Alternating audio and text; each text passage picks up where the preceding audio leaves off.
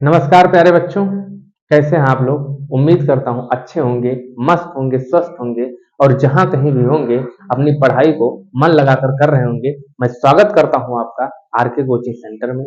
आज हम class 12 physics के चैप्टर नंबर 4 वाली सीरीज में आज एक और इम्पॉर्टेंट टॉपिक के बारे में बात करेंगे, जिसका नाम है विद्युत क्षेत्र और चुंबकीय क्षेत्र के संयुक्त प्रभाव में आवेश की गति के कारण उस पर लगने वाला बल। मतलब अगर हमारे पास विद्युत क्षेत्र और चुंबकीय क्षेत्र दोनों कहीं पर एक साथ है और उसमें अगर आवेश आकर गति करने लगे तो उस पर नेट फोर्स कितना लगेगा। इसी फोर्स को लॉरेंज फोर्स भी कहते हैं, लॉरेंज बल भी कहते हैं। आइए इसको समझते हैं। आप लोग हेडिंग डालेंगे गतिमान संयुक्त वैद्युत एवं चुंबकीय विद्युत एवं चुंबकीय क्षेत्र के कारण गतिमान आवेश पर लगने वाला बल, इसी को हम बोलते हैं लॉरेंज बल। क्या बोलते हैं? लॉरेंज बल। तो magnetic force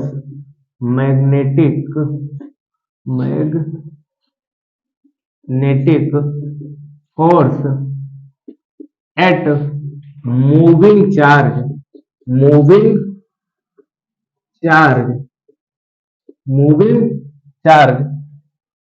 in combined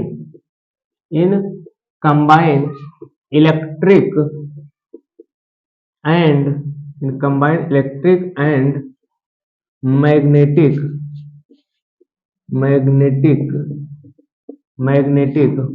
field,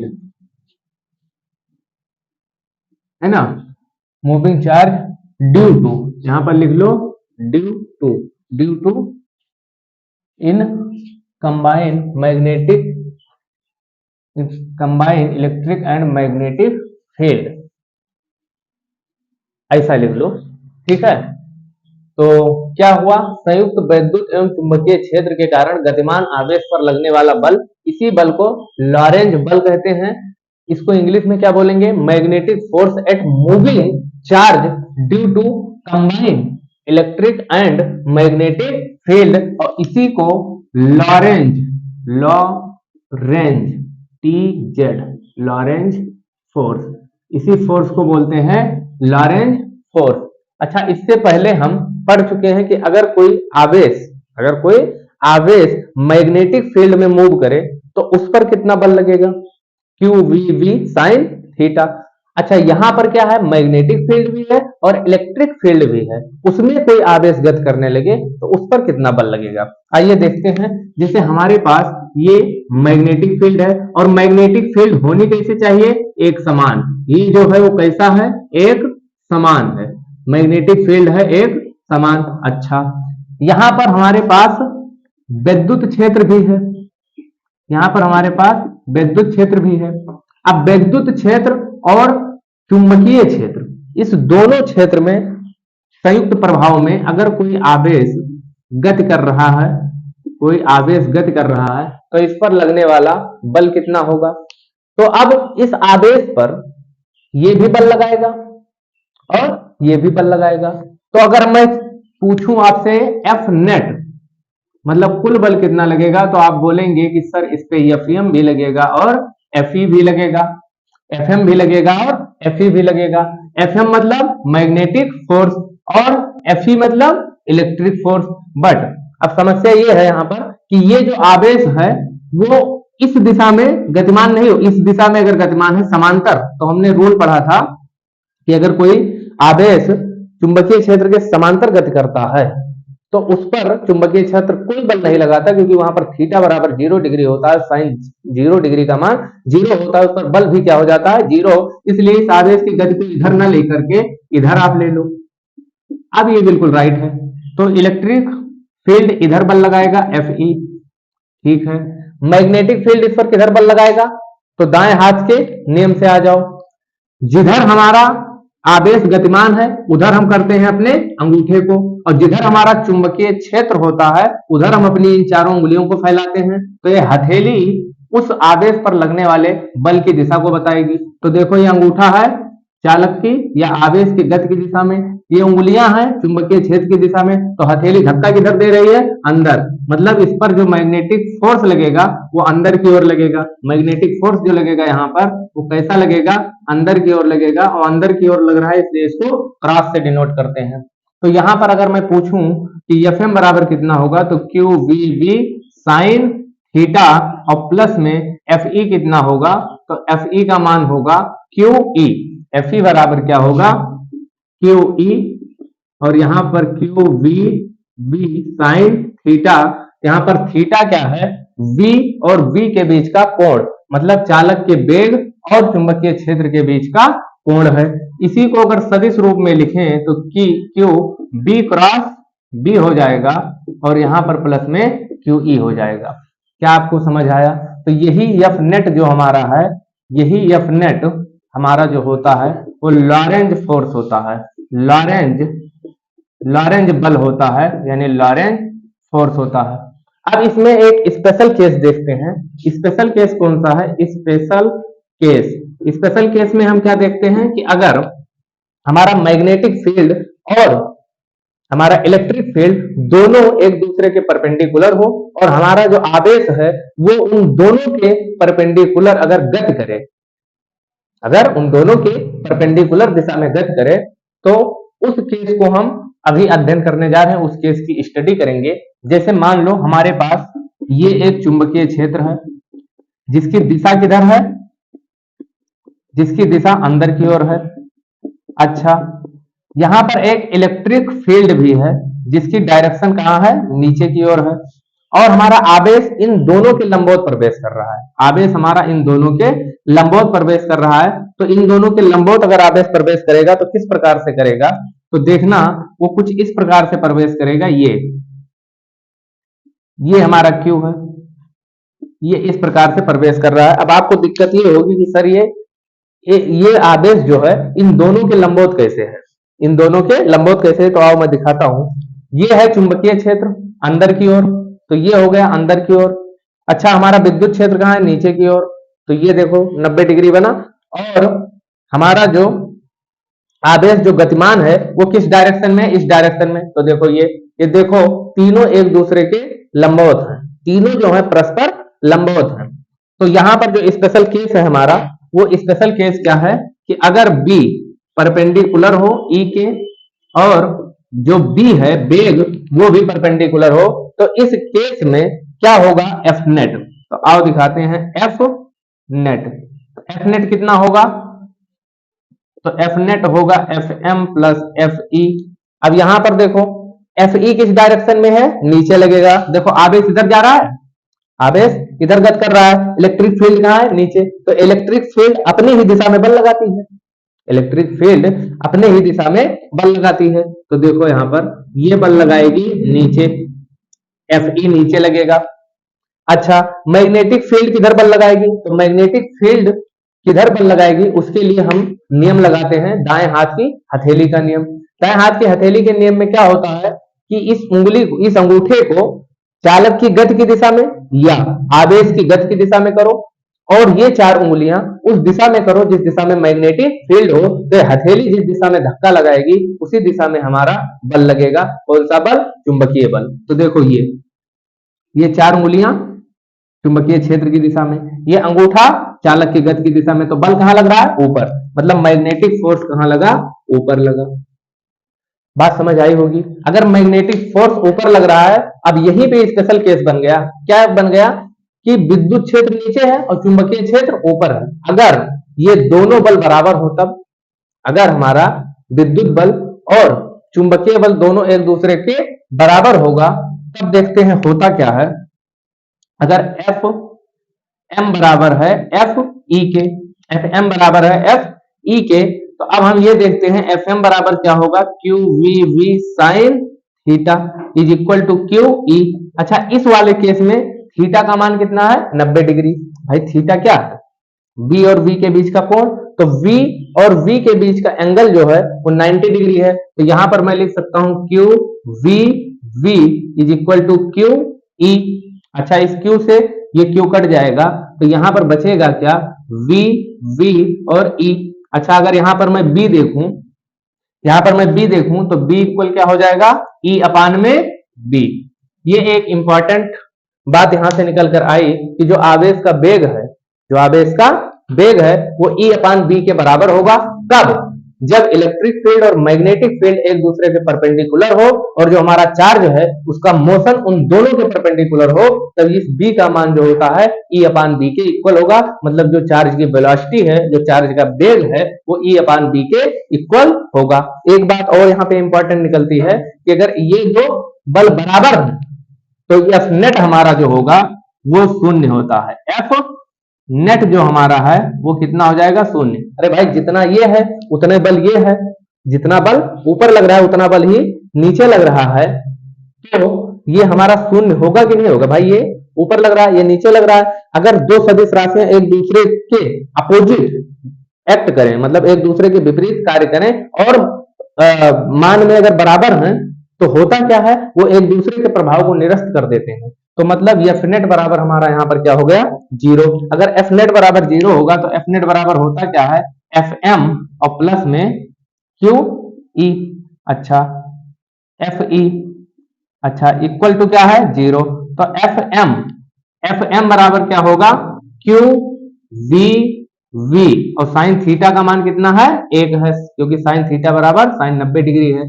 और यहां पर प्लस में क्यू ई, इक्वल में क्या होगा, जीरो, इक्वल में होगा जीरो। तो यहां पर क्यू वी वी इक्वल होगा माइनस क्यू ई के। इसका मतलब ये हुआ कि हमारा जो ये एफ एम वेग है, सॉरी एफ एम जो बल है वो क्यू ई बल के इक्वल है। अब यहाँ पर माइनस साइन दिखा रहा है, क्या दिखा रहा है कि ये जो बल है वो इस बल के विपरीत दिशा में है। तो यही बात एक निकल के आती है, सबसे इंपॉर्टेंट बात हमारी यही है कि वेग कितना होगा और उस पर लगने वाला कुल बल कितना होगा। तो कुल बल कितना होगा, जीरो होगा।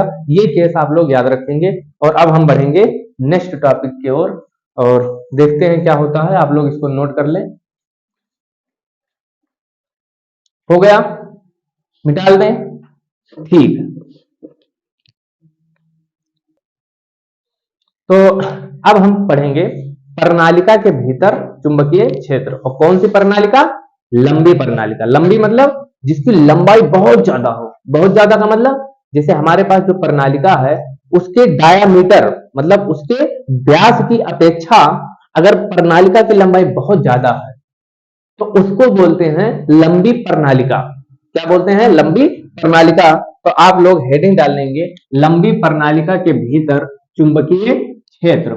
लंबी प्रणालिका, लंबी प्रणालिका के भीतर, लंबी प्रणालिका के भीतर चुंबकीय चुंबकीय क्षेत्र। लंबी प्रणालिका के भीतर चुंबकीय क्षेत्र, magnetic field, magnetic field inside inside long solenoid, long solenoid. ठीक है, ये हेडिंग आप लोग डाल लेंगे। अब सबसे पहली बात तो ये है प्रणालिका क्या है। तो हमारे पास अगर कोई भी कुचालक पाइप है, पाइप मतलब ऐसे होना चाहिए जैसे पाइप होती है, ट्यूब होती है, वैसे ही होनी चाहिए। वो ट्यूब कैसी होनी चाहिए, वो कुचालक होनी चाहिए जिसमें से आवेश का प्रवाह ना हो सके। और उसके ऊपर अगर हम विद्युत रोधी तार के फेरे को लपेट दें, विद्युत रोधी तार के फेरे को लपेट दें, वो तार कैसा होना चाहिए, चालक तार। अगर उसके ऊपर हम लपेट देते हैं और उसमें धारा प्रवाहित करते हैं तो उसके अंदर चुंबकीय क्षेत्र उत्पन्न हो जाता है। अच्छा, जब हम उस प्रणालिका पे तार को लपेटते हैं, सॉरी उस कुचालक पदार्थ पे जब तार को लपेटते हैं तो वो क्या कहलाती है, प्रणालिका। उसको क्या बोलते हैं, प्रणालिका।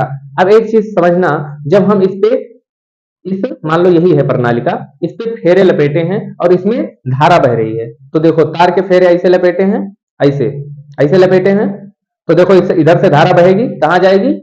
बाहर की ओर, आपकी तरफ। ये ऐसे है आपकी तरफ, और इधर से जब फिर से धारा लौटेगी तो हमारे तरफ आएगी, है ना। तो अब हम यहां पर प्रणालिका को बनाते हैं, लेकिन प्रणालिका होनी कैसी चाहिए? लंबी प्रणालिका।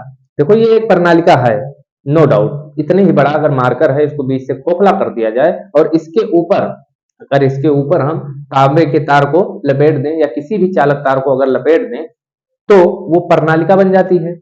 बट हम जिस प्रणालिका के बारे में बात करने जा रहे हैं वो बहुत लंबी है। बहुत लंबी, लंबी का मतलब क्या हुआ कि उसके डायामीटर की अपेक्षा, जो खोखला तो है, तो खोखले की जो डायामीटर है उसकी अपेक्षा उसकी लेंथ बहुत बड़ी है। ऐसी प्रणालिका को आदर्श प्रणालिका कहते हैं।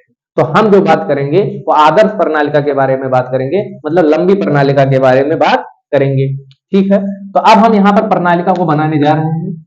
ये देखो, ये है हमारी प्रणालिका, एक ऊपर हो गई और एक नीचे हो गई। ठीक है, अब ये क्या है सर, आप पूछेंगे। तो इस प्रणालिका को, जो भी प्रणालिका है उसको बीच से काट दो। काट दोगे, जैसे मैं दिखाऊं अगर, तो मान लो कुछ लेते हैं, एक मिनट। जैसे हमारे पास एक कॉपी है, तो ये एक प्रणालिका है। अब इसको अगर बीच से काट देंगे, बीच से काट दो, खोखला है, जुड़ा है, इसको बीच से काट दो तो ये कुछ इस प्रकार से फैल जाएगी।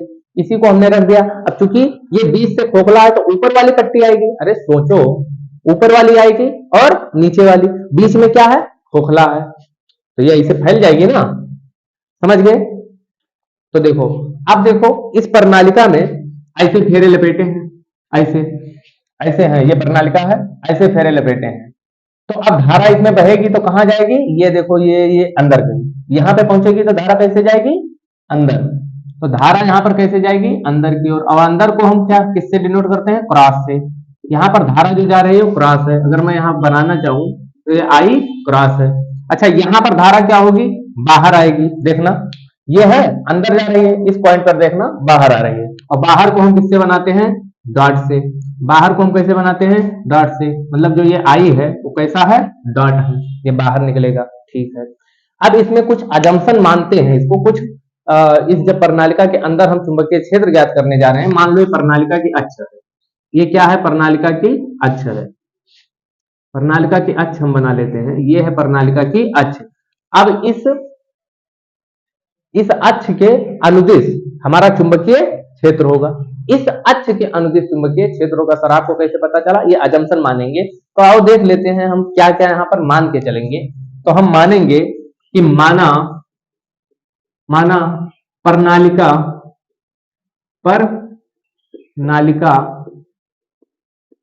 माना प्रणालिका के भीतर चुंबकीय क्षेत्र माना प्रणालिका के भीतर चुंबकीय क्षेत्र प्रणालिका की अक्ष के समांतर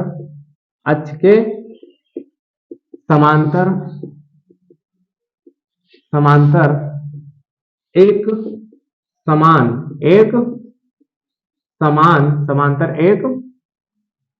समान सीधी रेखा में होगा।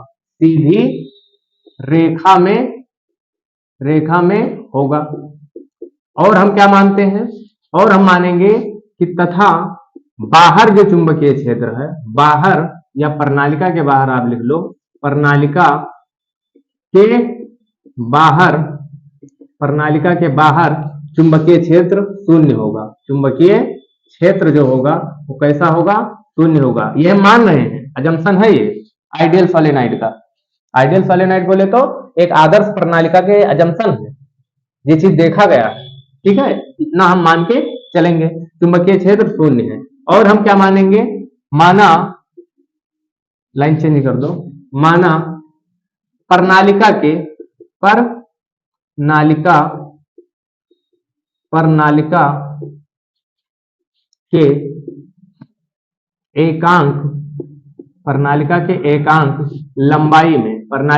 एकांक लंबाई में फेरों की संख्या स्मॉल एन है, फेरों की संख्या कितनी है, स्मॉल एन है, और प्रत्येक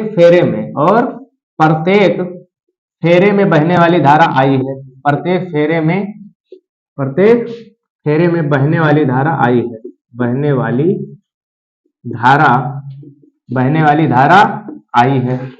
ठीक है, हमने ये चीज अजम्पशन मान लिया। क्या क्या मान लिया कि जो इसके अंदर चुंबकीय क्षेत्र होगा, प्रणालिका के जो भीतर चुंबकीय क्षेत्र होगा, उस सभी स्थानों पर एक समान होगा और प्रणालिका के अक्ष के समांतर होगा, एक सीधी रेखा में होगा। अच्छा, मतलब ये ऐसे होगा कुछ चुंबकीय क्षेत्र, इसके अक्ष के समांतर, देखो ये अक्ष के समांतर है ना, अक्ष के समांतर होगा और एक समान होगा, मतलब हर एक पॉइंट पर प्रणालिका के भीतर आप कहीं भी देख लो, सभी जगह पर चुंबकीय क्षेत्र एक समान होगा। अच्छा सर, और एक सीधी रेखा में होगा, हमने ये चीज माना था, हमने ये बना लिया। अब हम आगे क्या करेंगे, इस चुंबकीय क्षेत्र की दिशा ज्ञात करेंगे। दिशा कैसे ज्ञात करते हैं, तो आइए समझते हैं। दिशा ज्ञात करने के लिए दाएं हाथ की हथेली का नियम यूज करेंगे। धारा की दिशा में हम क्या करेंगे, अपने अंगूठे को, और जहां चुंबकीय क्षेत्र ज्ञात करना है वहां हम अपनी इन 4 उंगलियों को फैलाएंगे। तो ये हथेली जिस दिशा में धक्का लगाएगी उसी दिशा में हमारा चुंबकीय क्षेत्र होगा। आइए, धारा की दिशा में हमने उंगली किया, और हमको मान लो चुंबकीय क्षेत्र ज्ञात करना है इस पी पॉइंट पर, हमको चुंबकीय क्षेत्र इस पी पॉइंट पर चाहिए। इस पी पॉइंट को थोड़ा सा बीच में ले लेते हैं, थोड़ा सा बीच में, यहां पर ले लेते हैं पी पॉइंट, ये है। अब देखो इस जगह पे मुझे चुंबकीय क्षेत्र ज्ञात करना है, तो धारा की दिशा में उंगली, और जहां हमें चुंबकीय क्षेत्र धारा की दिशा में अंगूठा, और जहां हमें चुंबकीय क्षेत्र ज्ञात करना है वहां इन 4 उंगलियों को फैलाएंगे। तो देखो धारा अंदर है और ये उंगलियां नीचे है, पी पॉइंट को डिनोट कर रही है, इंडिकेट कर रही है। तो अब देखो हथेली से धक्का किस दिशा में लगेगा, इस दिशा में, इसका मतलब चुंबकीय क्षेत्र किधर होगा, इस दिशा में होगा। अब यहां पर चुंबकीय क्षेत्र एक समान होगा, लेकिन जैसे ही प्रणालिका के बाहर आएगा ये फैल जाएगा, ये एक समान नहीं रहेगा। यहां पर चुंबकीय क्षेत्र जो होगा धीरे धीरे दूर हटने लगेंगे लाइनें, मतलब चुंबकीय क्षेत्र कमजोर होने लगेगा और बाहर चुंबकीय क्षेत्र शून्य हो जाएगा। बाहर चुंबकीय क्षेत्र क्या होगा, शून्य होगा, घटता घटता घटता घटता शून्य होगा। देखो यहाँ पर लाइनें पास पास थी, यहाँ दूर हटती जा रही है, दूर हटती जा रही है। और यहाँ पर भी वही केस होगा, मान लो इधर से एंटर कर रही है, फिर से यहाँ से घूम के आए, क्योंकि एक बंद वक्र के रूप में होगा इलेक्ट्रिक फील्ड लाइन। तो यहाँ पर जो है, अब बंद वक्र नहीं दिखाएंगे क्योंकि बाहर क्या है, बाहर हमारा मैग्नेटिक फील्ड शून्य है। अब इस पॉइंट पर हमें चुंबकीय क्षेत्र ज्ञात करना है। तो इस पॉइंट पर अगर हमें चुंबकीय क्षेत्र ज्ञात करना है तो हम एम्पियर के परिपथीय नियम लगाएंगे, एम्पियर का परिपथीय नियम लगाएंगे। एम्पियर के परिपथीय नियम में क्या था कि जिस पॉइंट पर आपको चुंबकीय क्षेत्र ज्ञात करना है उस पॉइंट से होता हुआ एक लूप खींचो, और वो लूप इस प्रकार से होना चाहिए कि वो जो पॉइंट P है वो उस लूप की परिधि पर आ जाए। तो आइए हम बनाते हैं बट। वहां हम कौन सा लूप लेते थे, वृत्ताकार लूप। यहां कैसा लेंगे लूप, एक आयताकार लूप लेंगे। यही चीज केवल प्रॉब्लम आपको देगी कि एम्पियर के नियम में जो लूप होता था वो सर्कल के रूप में होता था, लेकिन यहाँ पर जो लूप होगा वो लूप कैसा होगा, आयताकार लूप होगा। और यही चलता आ रहा है, इसमें हम भी कुछ नहीं कर सकते। ये लूप कैसा होगा, ये हमने एक बंद लूप लिया, ये बंद लूप लिया। इस लूप का अगर मैं नाम दे दूं तो यहां पर होगा A, इसको मैं नाम दे दूं B, इसको C और इसको D। और मैं लूप का एक डायरेक्शन ले रहा हूं। लूप का डायरेक्शन देखो, ये हमने ले लिया। यहां पर करना क्या पड़ेगा, सबसे पहले एक लूप खींचना होगा, लूप बनाना होगा, और लूप कैसा होना चाहिए, आयताकार। अच्छा, आगे क्या करना होगा, उस लूप की एक दिशा चुननी होगी।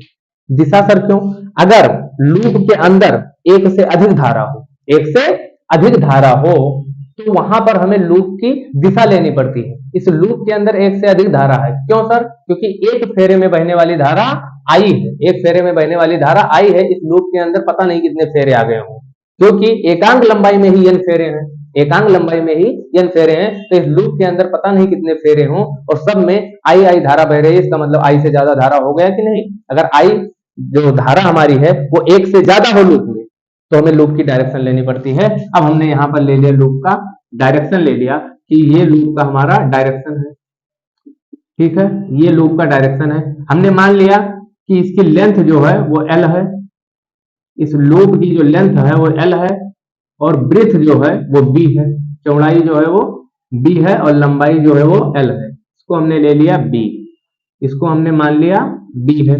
अच्छा, अब क्या करेंगे, अब इस लूप के कारण अगर मुझे चुंबकीय क्षेत्र चाहिए तो हम एम्पियर का नियम लगाते हैं, तो हम लिखेंगे एम्पियर के नियम से, एम्पियर के परिपथीय नियम से, परिपथीय नियम से।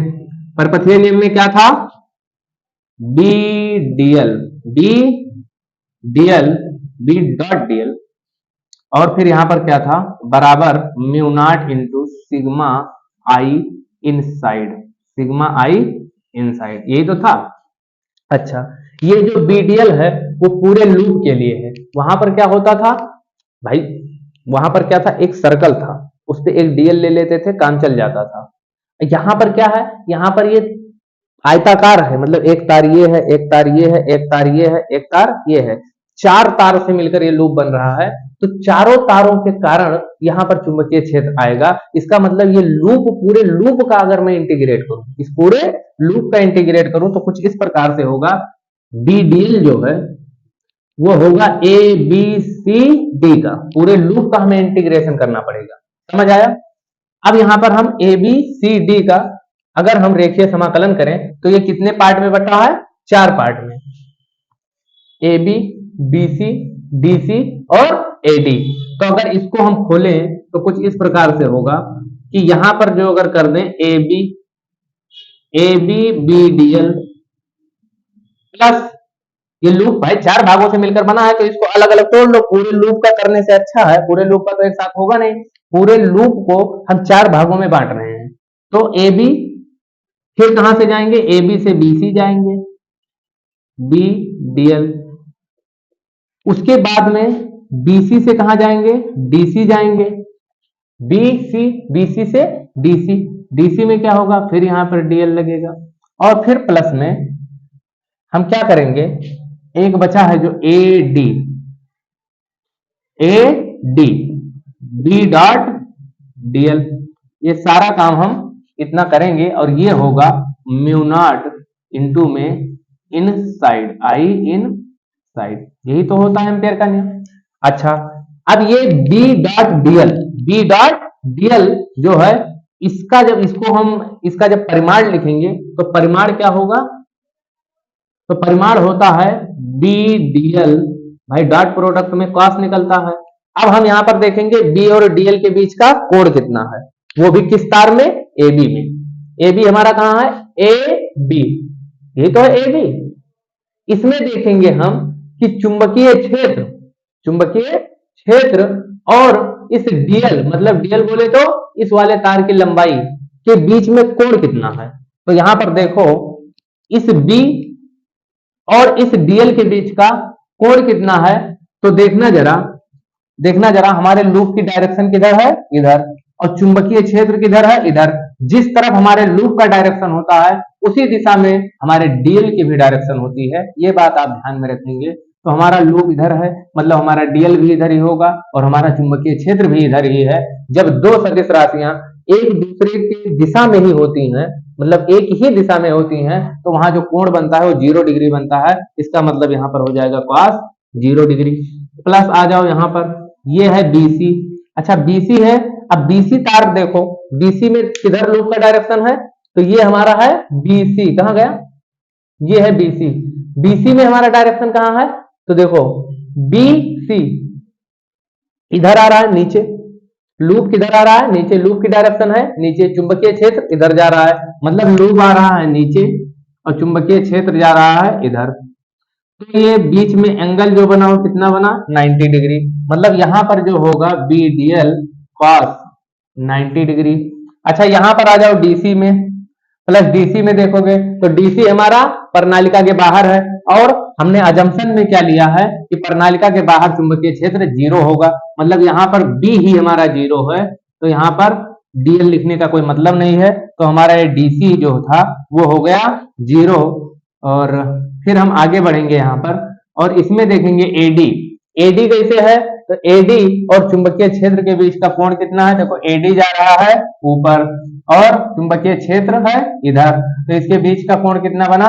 90 डिग्री। मतलब यहां पर अगर मैं एडी देखूं तो एडी जो होगा B DL cos 90 degree. cos 90 degree, ये इक्वल किसके है, तो mu naught I inside. किसी को कोई यहां तक दिक्कत तो नहीं होगी, इसको आप नोट कर लें और हम आगे अब बढ़ेंगे। उम्मीद है नोट कर लिया होगा, कर लिया, मिटा दें। तो हमारा यही रिजल्ट निकला है कि BDL cos 0, BDL cos 90। अब cos 0 का मान कितना होता है, 1 होता है। इसका मतलब ये जो AB है तो यहाँ पर जो BDL होगा cos 0 का मान 1 होगा, और यहाँ पर cos 90 मतलब 0, तो ये पूरा टर्म 0। ये पहले से ही 0 है तो ये भी 0, यहाँ भी cos 90 है मतलब ये भी 0। तो मतलब हमारा बचा क्या, म्यू नॉट आई सिग्मा आई इन साइड, तो यहां पर देखना ये म्यू नॉट सिग्मा आई इन साइड, तो ये सब सारे 0 हैं। ये बचा क्या, BDL, और यहां पर AB इक्वल होगा म्यू नॉट इन साइड के, म्यू नॉट सिग्मा आई इन साइड के। अब यहां पर देखना कि ये B हमारा कांस्टेंट है। सर कैसे कांस्टेंट है, क्योंकि हमने माना है कि जो अंदर चुंबकीय क्षेत्र होगा वो क्या होगा, हर जगह पे कांस्टेंट होगा। तो कांस्टेंट को समाकलन चिन्ह से बाहर कर लेंगे और समाकलन कर देंगे AB का DL के साथ, है ना। अच्छा, अब यहां पर देखो ये है म्यू नॉट और यहाँ पे सिग्मा आई इन साइड। यहां पर अगर ध्यान से देखें तो ये DL जो है वो उसका जब समाकलन करेंगे तो वो क्या बन जाएगा, L। सर क्यों L बन जाएगा, क्योंकि हम AB के बीच समाकलन कर रहे हैं और AB के बीच की लेंथ कितनी है, L, क्योंकि ये L है तो ये भी L। अच्छा, यहाँ पे क्या आ गया, VL। अब हम बात करेंगे सिग्मा इनसाइड की, सिग्मा आई इनसाइड। अब सिग्मा आई इनसाइड कितना होगा, तो हमने माना था कि एकांक लंबाई में जो फेरों की संख्या है वो कितनी है, n है। एकांक लंबाई में फेरों की संख्या n है। अच्छा, तो L लंबाई में फेरों की संख्या कितनी होगी, L लंबाई में फेरों की संख्या होगी NL। अच्छा, एक फेरे में धारा कितनी बहती है, I, तो NL फेरे में धारा कितनी बहेगी, NL फेरे में धारा कितनी बहेगी, तो बहेगी वो NLI। बोलो कोई दिक्कत है, फिर से समझ लो। एकांक लंबाई में फेरों की संख्या n, तो L लंबाई में फेरों की संख्या NL। एक फेरे में बहने वाली धारा I, तो NL फेरे में बहने वाली धारा NLI। तो यहां पर हम I इनसाइड रख सकते हैं क्योंकि हमने माना है एकांक लंबाई में फेरों की संख्या कितनी है, n है, और एक फेरे में धारा जो बहती है वो I बहती है। तो एक फेरे में धारा I बहती है तो NL फेरे में धारा कितनी बहेगी, NLI बहेगी। तो यहां पर अगर मैं म्यू नॉट और I इनसाइड की बात करूं, मतलब इस लूप के अंदर धारा कितनी बह रही है, तो कितनी बह रही है, NLI, और इस L से ये वाला L कट गया, तो यहाँ पर जो हमारा चुंबकीय क्षेत्र आया वो क्या आया, N म्यू नॉट I, जहां N क्या है, एकांक लंबाई में फेरों की संख्या है, एकांक लंबाई में फेरों की संख्या है। और यहाँ पर हमारा फाइनल डेरिवेशन कंप्लीट होता है प्रणालिका के भीतर चुंबकीय क्षेत्र। तो नोट कर लें आप इसे।